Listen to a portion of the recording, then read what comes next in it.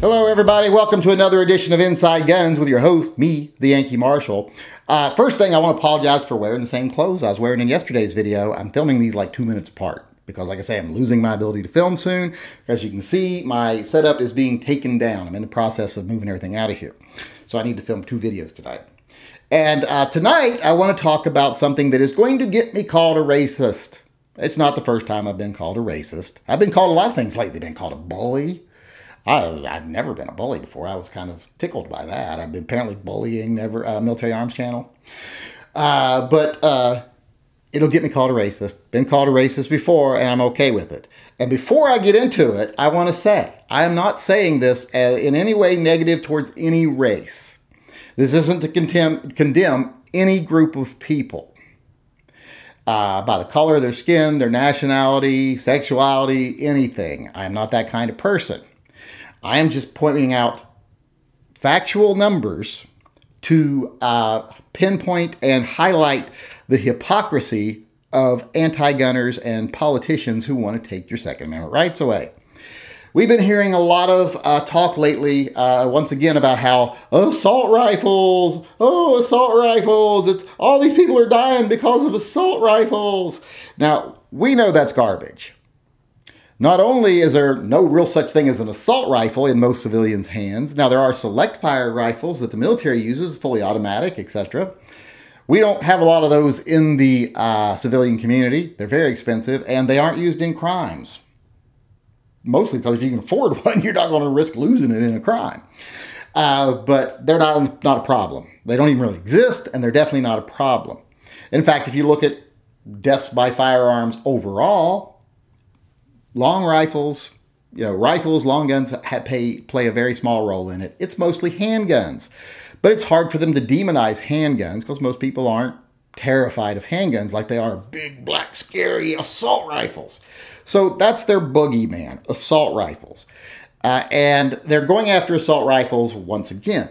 And I heard Joe Biden repeat the same old line on the news yesterday of, if it saves one life, wouldn't it be worth getting rid of these assault rifles?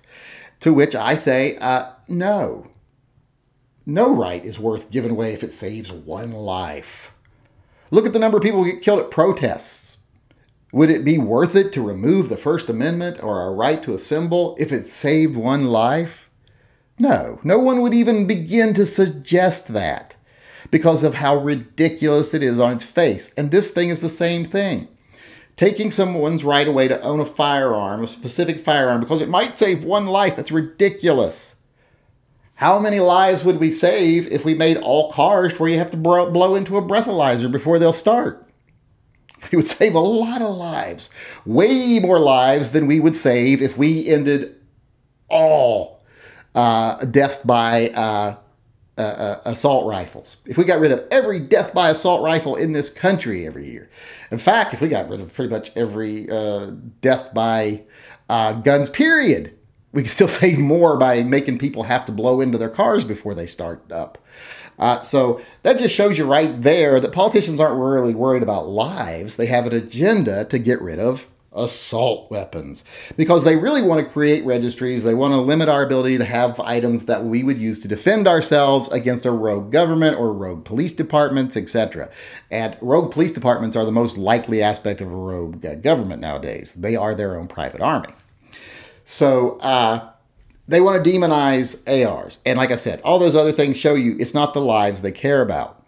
But I wanted to mention one specific thing today that shows how disingenuous they are, how they don't care about lives, because, they use that whole, well, it's worth giving up the right if it saves one life, but they'll do that about firearms and about our Second Amendment rights.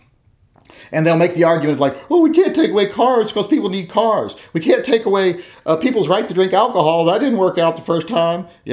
All this shit. Which, if you look at when they took away alcohol, it basically created organized crime. What are they going to create when they take away assault rifles and try to take away guns? They're going to create another criminal organization from down south that comes up and supplies all the bad guys and the wealthy, and then everybody else will be left out in the cold and put in danger, just like in Mexico. But I'm getting off topic there. But they always find some reason why, oh, that's not comparable, because we can all live without guns, but we can't all live without cars. We can live with cars that you have to breathe into to take off. You don't have to, drinking and driving is not a right. So that argument is stupid on its face. But here's another one that makes it clearly evident that they don't care about the lives. The same people that are anti-gun are so pro-immigration. You know, oh, these poor illegal aliens. Oh, no one's illegal. Well, yeah, if you're breaking the law and you're here illegally, you're an illegal alien. I'm sorry, you don't get to redefine words just because you think it's offensive. Oh, it implies they're doing something wrong. They are doing something wrong. They're breaking the law. That's like saying you can't call jaywalkers jaywalkers. That implies they're doing something wrong. They are doing something wrong.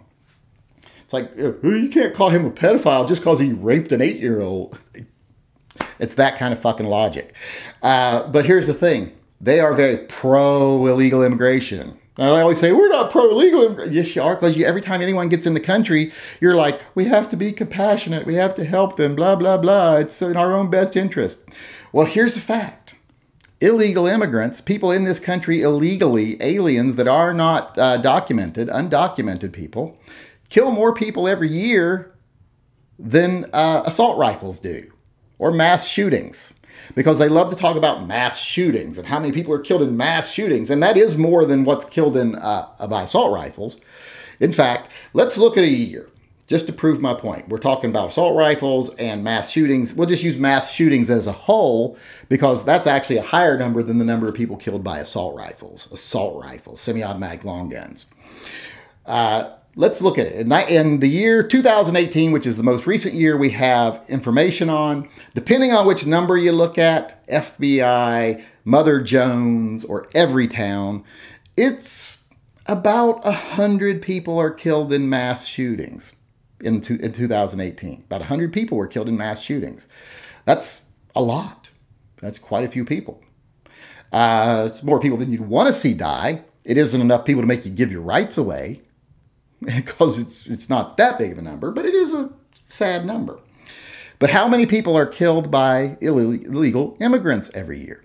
Well, according to the FBI, that same year, aliens, people who are undocumented in the United States, committed just over 2,000 homicides. That's 20 times the number of people that were killed in mass shootings.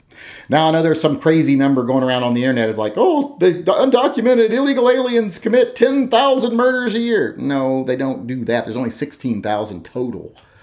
So that would be like the majority. So, because you got to remember, the number of homicides with a firearm is really low. When you see that big number, that 20-something thousand, 30,000, that's suicides.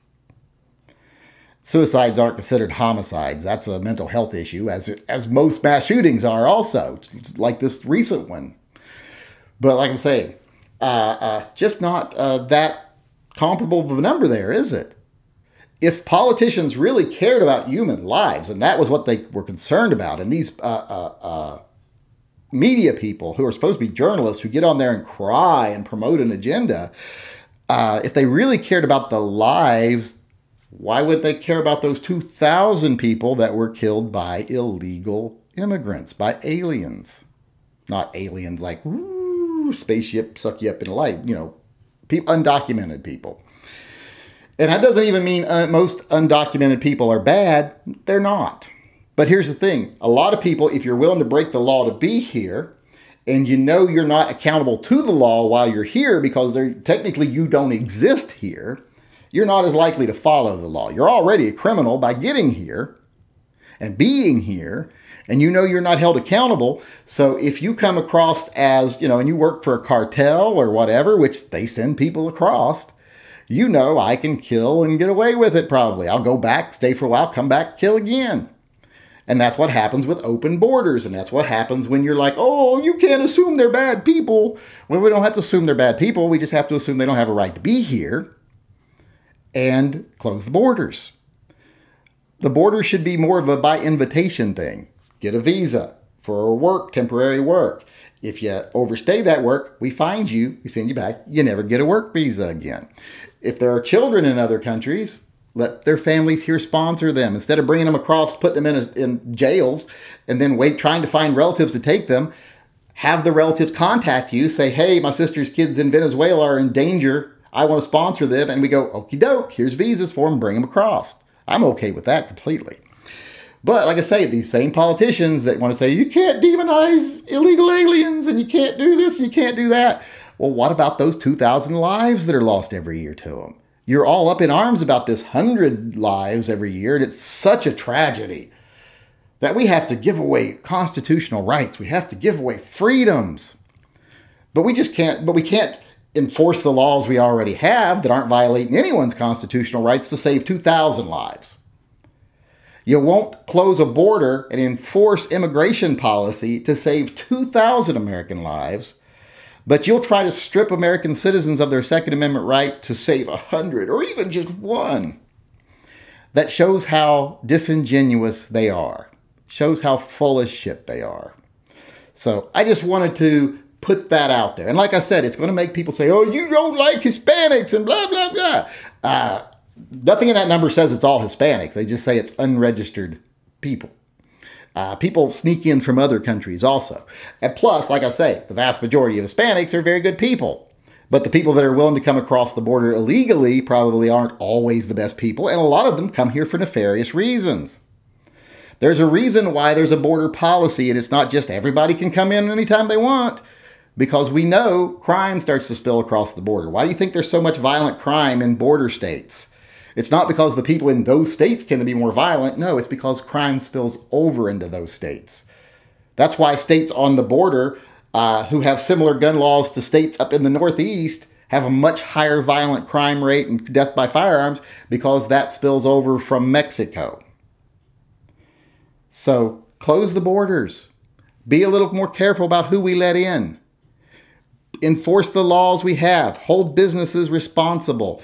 Arrest the cartel people. Don't let them let them mix into groups of people you just let come in. Don't do it. You'll save 2,000 lives, and you don't have to violate anyone's constitutional rights at all, or give away any freedoms at all. You just have to enforce the border, and you'll save 2,000 American lives on average. But that's not what you're about. You're not about the lives. That's just playing to people's emotions. This is an agenda to disarm the people, to make us basically helpless sheep. And when these type of things are so clearly evident, well, I think your bias and your agenda are showing. So quit trying to convince us you care about lives. All you care about is staying in power, keeping the wealthy friends that fund your power in their positions. That's all you care about, keeping the 1%, and keeping yourself in power by their favor. So quit your lying, because like I said, your bias is evident, as well as your agenda.